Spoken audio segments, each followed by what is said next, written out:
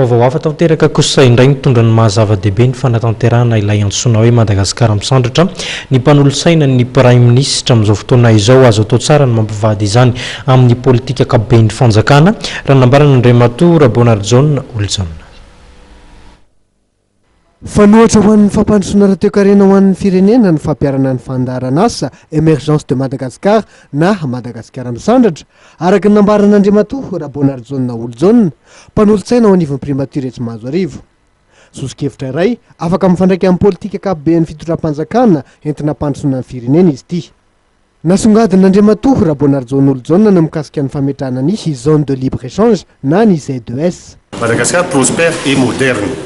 Zay ny vinana ny sariny Madagasikara fa ny targetra atongavana amin'izany na ny stratégie dia émergence dia targetra fa tsy vina zany hoe fanapaterahana an'io Madagasikara moderne et prospère io ny émergence eo mitetika zany ary matetika azy dia misy ny ataontsika hoe ny moyen anatanterahana zany dia ireo teknika vaovao ary nandroany zay ny atao hoe technique de développement na technique économique le atao hoe zone économique spéciale zay vovolazo ombenombeno ao anatiny dia misy ny atao hoe port franc, misy ny port international na franc koa, misy ny banque offshore dia ao anatiny koa dia misy ny atao hoe zone résidentielle industrielle sy ny karazany ireo dia ampifandraisina amina autoroute ary ny famatsinany io dia atao hoe BOT io dia tsy misy findramam-bola amin'ny fanjakana fa ireo tsy miankina ny manao investissement amin'io ary ny petra-bolany no hoentiny manodiny mba ampodina ny volany zany hoe midina zay dia tsy misy contrepartie araka eo fiteny satria mindram-bola ma tsy misy contrepartie tsy amena fotsiny reo fa ireo fotodrafitrasa sao dia amboarina ary izy manamboatra azy ary miopéré ao anatiny zany hoe mampandroso azy dia averina amin'ny fanjakana izy zany hoe tsisy contrepartie fa dia ny rentabilité ny contrepartie.